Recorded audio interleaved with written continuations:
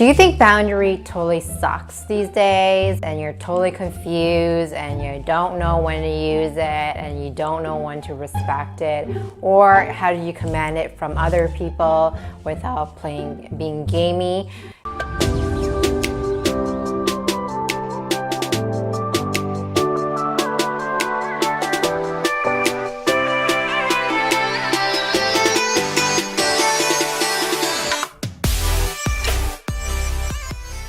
If you don't know who I am, I'm Sindy V King. I am a creator of Calling My King.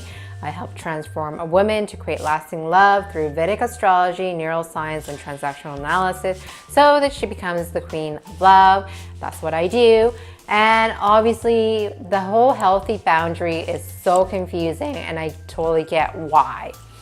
And it comes up over time and again and again. So how do you know when to put out healthy boundaries and when to know when you respect others people's boundaries? And how do you practice this stuff? So here's the thing. Yes, maybe you are dating, maybe you're already in a committed relationship, and this is really vital in any relationship. What does healthy boundary means? Here's a clear definition. Have you ever experienced that you got on a diet and you cheated a few times on the diet, or you told yourself that you're not going to do this again and you broke the rules? Yeah, those are boundaries within yourself. Do you know how hard it is to make certain commitment and breaking habits and trying to relearn your system and reprogramming? It takes about, did you know it takes about 8 weeks? 8 weeks to get it right. Every time you break the rules, you have to start all over again. And it's hard. It's really hard. I know that I'm totally guilty of breaking my own boundaries when I'm supposed to be committed. The only way you love yourself is the promise and commitment that you keep. Have you ever breaking rules that you set yourself and you're like, I'm not doing this anymore, and you kind of did?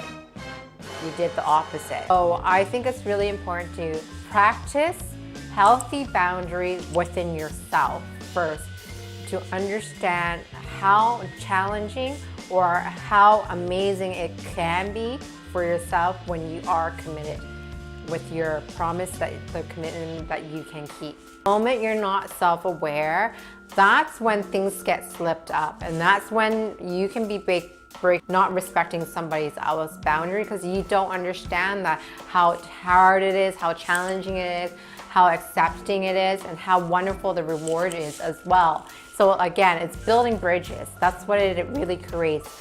Understanding the other person where they're accepting. Maybe you don't 100% understand, but you know, you're aware that when this happens, this is going to be the consequences, right? So I want you to be able to be forgiving. I think healthy boundaries is all about also forgiving. I only see the word boundaries and on YouTube and everywhere I read, but nobody really practices about forgiving. So when somebody breaks your boundaries and they did it by accident and they're trying to learn this stuff and you just told them once and you're supposed to immediately get it right away. No, it's really hard, as you can tell. Like if you ever been on a diet or changing it some sort of routine on your daily life, it's hard. It's so hard. So I think it's really key here also being forgiving with a limit, right? I like to go with the 3-strike rules, which is practically you tell them once that it's not okay, it doesn't make you feel comfortable, and you rather have them do it in a different way than this way, that what they just did. And you have to come with an agreement with that. Secondly, if they broke it, it's obviously a written form, so I could write it through text message or email. Maybe they didn't get it verbally. You know, maybe they're not kinesthetic or verbally, or they need to have things written out. So that's another option. I know that everybody has different learning skills and abilities, so maybe the second time maybe is a little bit clear. By the third round, if they're breaking it, I'm obviously doing the consequences, which is I'm letting them know that this is unacceptable. This is the third time to like say goodbye, or you have to learn how to accept somebody or you reject them as a whole individual. And if that's the case, I think that's really key. I think too many of us, I've just been seeing all over the internet that you put boundaries in and then you cut them off completely. I don't think that's really fair because you're just introducing this rule. Okay, you weren't even aware of it, that what you did was not okay. And obviously you apologize, but it didn't work out in the sense, and they just cut them out. Honestly, I think that's a healthy boundary. I don't think that's even creating a relationship. I think you're just cutting people out of your life, and what your end goal is really cutting and just weeding out people like that. And maybe that's your goal, that you need to do spring cleaning and it's just easier just to cut people out. And maybe that's your end goal. But honestly, I like the 3 strike rule. It just works better as a human being. We all make mistakes, and we make mistakes within ourselves. And that's why I kind of want to encourage you to do self-care. And this is self-care, by the way. It's not punishment.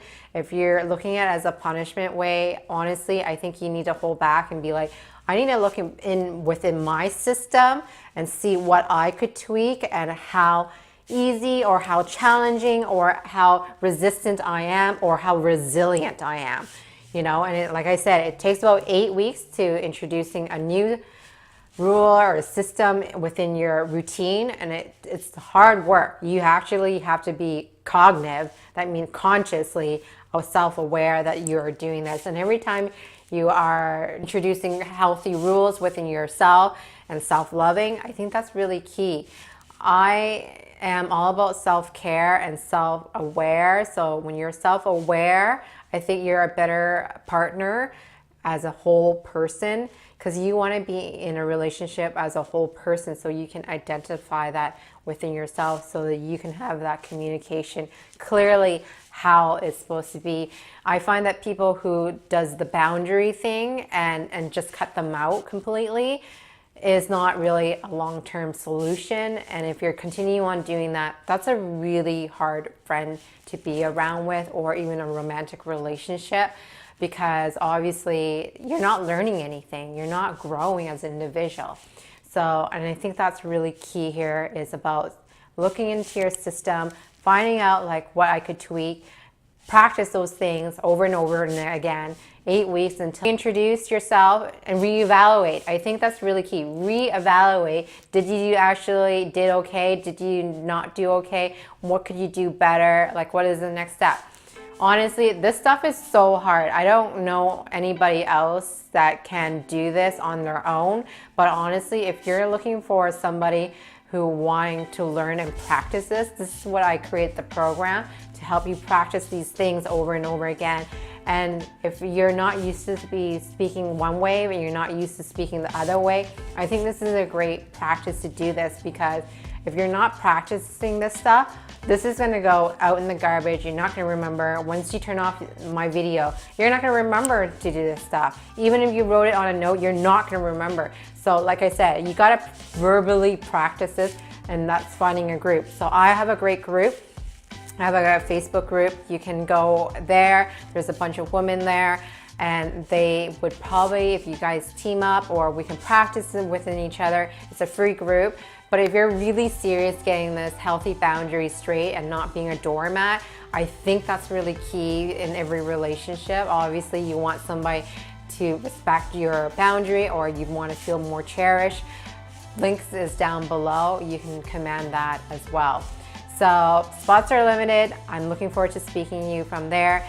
Maybe if you want to share your story about healthy boundary within yourself and how that integrated with other people, because again, it starts with you. It doesn't start with other people. It starts with your internal world, that your external world will reflect that. And sometimes external factor does happen. You know, I believe in Vedic astrology. I believe in transit. Stuff happens. And when external stuff is happening, you're self-assured. You already have the tools and the confidence to go out there and deal with the situation. When you don't have the tools and skills, that's a little bit tricky. That's when things are a little bit challenging. You don't know where to go, who to go, and what to do next. I think that's a lot of people who are struggling. And I know that my program works because I'm getting the result that they're looking for. Video about apologizing, if you want to watch that, regarding about how to apologize and when you should not apologize to a person, go watch that video. I think it would actually help you building trust again, and when to do it, and when you break boundaries and you're self-aware of that, when you do that and when you take ownership of that, I think that's really valuable too. So I really hope this video has helped you have a little bit clearer understanding of where you stand when it comes to healthy boundaries, when to put it and when to respect it as well. See you guys in the next video, and just know that you are enough. All right. Look, if you're serious about being fearless in love and ready to be treated like a queen, links is down below to book a time. I got over 100 videos on YouTube and I post new videos every week. So make sure you subscribe. Don't forget to hit the bell button. You get notified when new videos goes live. If your friend is actually stuck in love, share and like my video. I do take requests on topics and answer your burning question about your relationship. So just leave a comment down below. Otherwise, see you in the next video.